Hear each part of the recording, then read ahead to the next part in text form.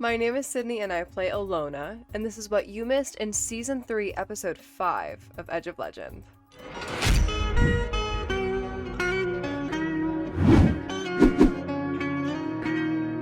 As Alona comes sputtering back to consciousness, the party quickly puts their heads together to recall any information they have on the avatars of the God of War. They're able to remember Koga has 3 avatars, all of which are probably hot on their trail and are only susceptible to non-lethal damage. The only one who can do non-lethal damage, by the way, is Alona.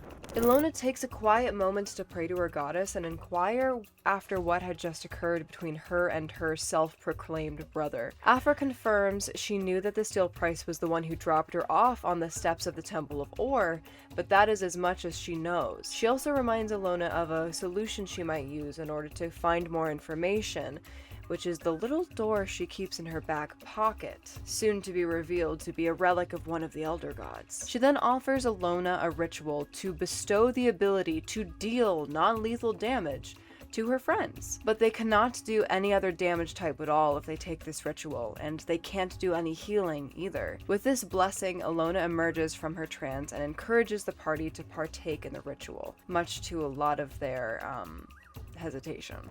Much to Alona's dismay, the ritual is not successful, and Dragon professes his increasing hesitancy to relinquish his abilities, even if it will only last for a short while. With that, Alona begins implementing Plan 2, and begins complaining loudly about her brother, just in case his avatar form is still nearby. And without hesitation, he returns enraged in the center of the ritual circle, just in time for Alona to smack that door right on his forehead. Now Alona, Lothier, and Dragon can finish the ritual with the Steel Price inside, meaning that he would only be able to deal non-lethal damage. But who then is left to go into the mind of the bloodthirsty monolith? None other than Shionibis herself. When Shionibis enters the mind of the Steel Price, all she sees is one massive bloody door of blades, where normally there would be 3 normal doors. Behind her, Koga himself awaits, warning her of the atrocities that she will witness if she opens what is before her. But Shionibis bravely steps forward and forces her way through the blades to push on to the other side. Immediately, upon crossing through, she is fraught with grief, for what scene is laid before her? None other than the final elven tree of life, which is about to be destroyed.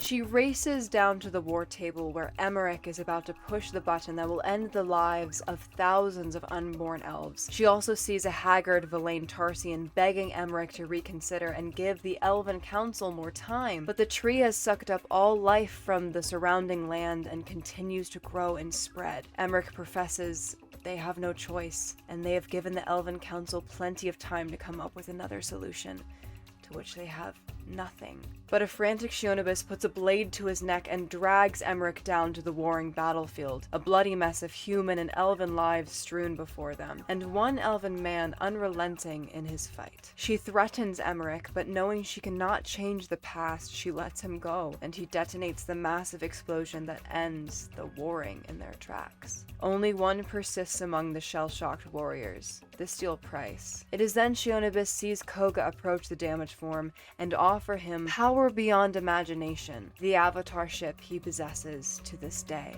Suddenly the scene shifts, and Shionibis is in the lab of Verlaine Tarsian. The Steel Price looms behind him as Verlaine reveals his most recent creation, a small child no older than 8 years of age floating unconscious in a container of unknowable substance. Verlaine has created her to be a war machine, to exact the revenge of the elves on the humans who destroyed the tree. In his madness, he has scribbled a strange symbol everywhere and gestures to the Steel Price to witness the rest of his experiments. An army of elven clones that will wipe out the entire human population. The Steel Price wastes no time in ending the life of the now crazed Verlaine and pulls the small child from her holding place, cradling her in his arms. The scene shifts again, and now Chio finds herself behind the Steel Price holding the hand of the young girl on the steps of the Temple of Ore. With that, a final message echoes in Shionibis' head. It's coming. But Chio snaps back into reality before she can question anything else, and she finds the ritual has been completed.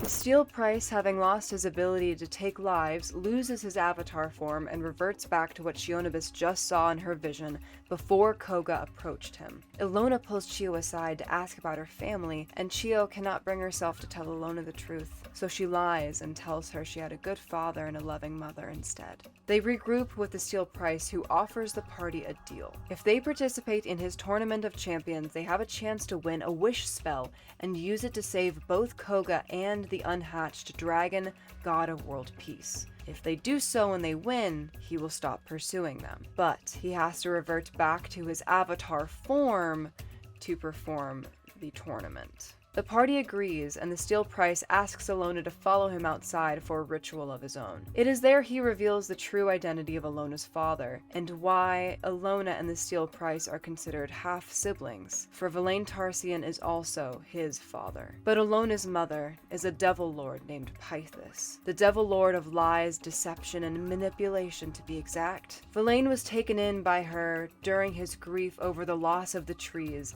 and made a deal to get his revenge. That deal was Ilona. The Steel Price then approaches an incredibly shocked Ilona, gives her a dagger to hold, then falls on the blade, covering it in his blood. As her brother slowly dies on top of her, his previous form returns, and he is the Steel Price once more.